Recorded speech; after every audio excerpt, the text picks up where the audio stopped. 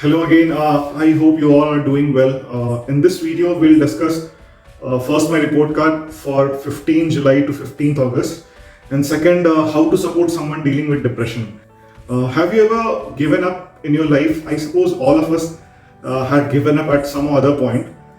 You would start going to the gym, but give up after 1 or 2 weeks. You started getting on a diet and give up after 1 or 2 days. You plan to start meditation and give up after 3 days. And even after 1 month or 2 months, we give up. Why?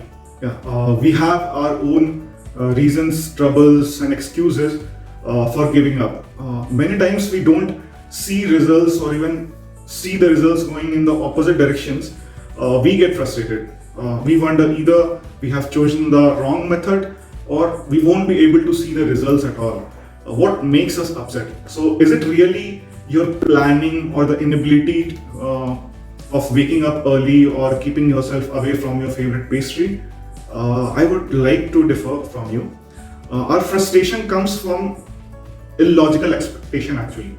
We have from ourselves, the illogical expectation we have from ourselves, especially when we are suffering from mental health issues. This, however, you can say applies to normal people around us as well.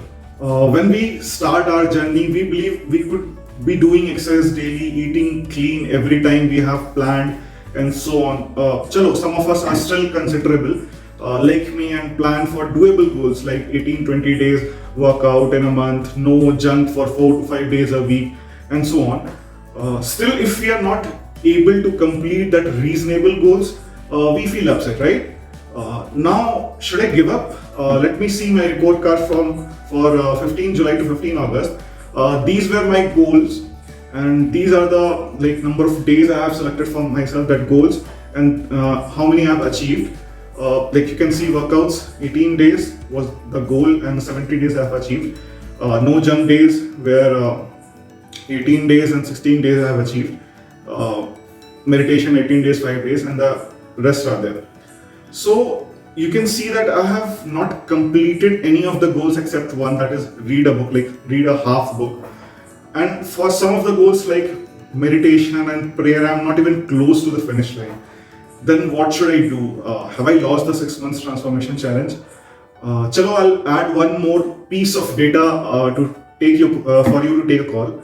I have gained 4 kgs of weight in this month. Failure?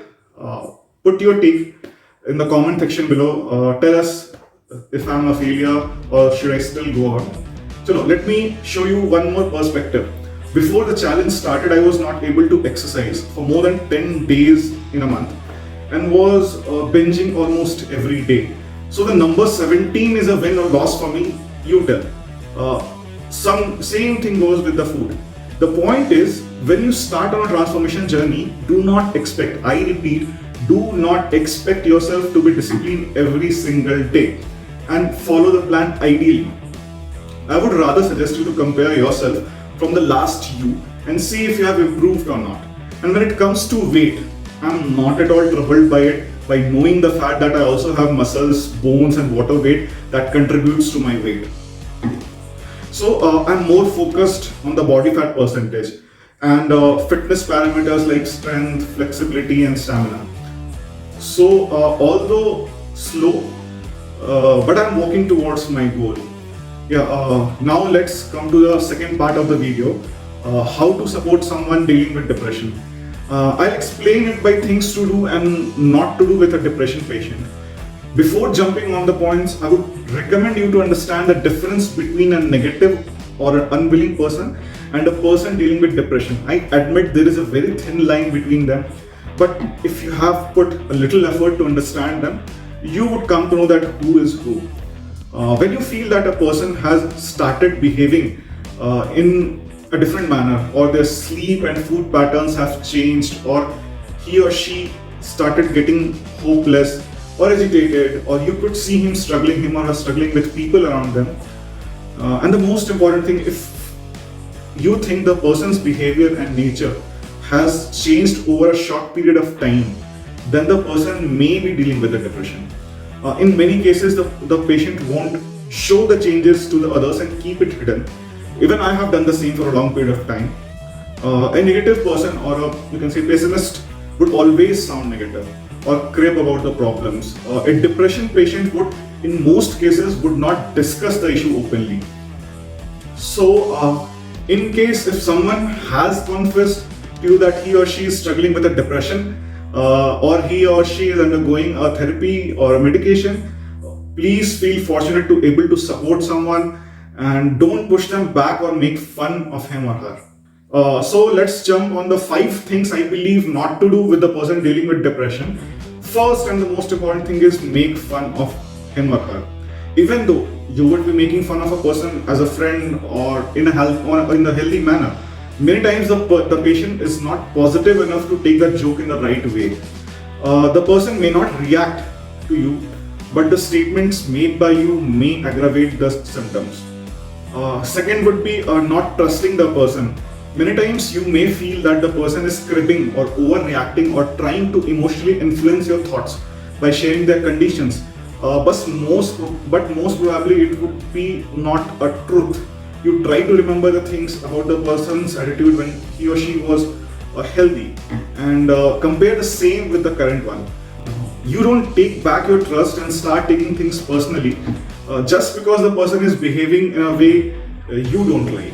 In reality, it would be him or her rather than the depression who is pushing the person down. They need to be understood rather than judged. So, third point I would say, bring out disagreements. So, if you have any disagreement between two, just try to not bring that out till the time he is healthy, or if you can say that no, it's urgent, then you can choose the right time and the right tone to talk. The depression may push him or her to think and react negatively in that situation. And when we come to the fourth point, I would say that giving them unwanted lectures. Unfortunately, this is one of the most used tools against someone dealing with depression, which is actually the most destructive also. Please, please, and please keep all your gyans, lectures, and everything inside yourself and just listen to them and help them to speak out. If they are asking for an advice, please think reasonably, research, and take professional advice and then give. I would say the fifth point would be not using the right tone while conversation. Empathy works wonders with a depression patient. Always try to keep calmness in your tone. If your tone is full of complaints, abuse, distrustful, or mockery, etc., while talking to them, you are making things worse. Now, let's see what are the 5 things you can do to help someone dealing with depression. First and the most important, show love and compassion. Love helps them to heal fast. I'm not only referring to a loving partner, they could be parents, siblings, friends, or relatives. Make them feel how important the person is for you and how much you care for them.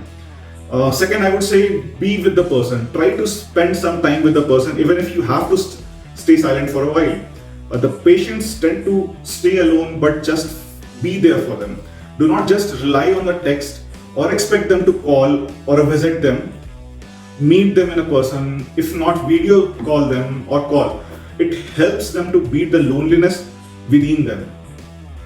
Then third point, I would say be a guide. Help them take decisions or do tasks which they are not able to do.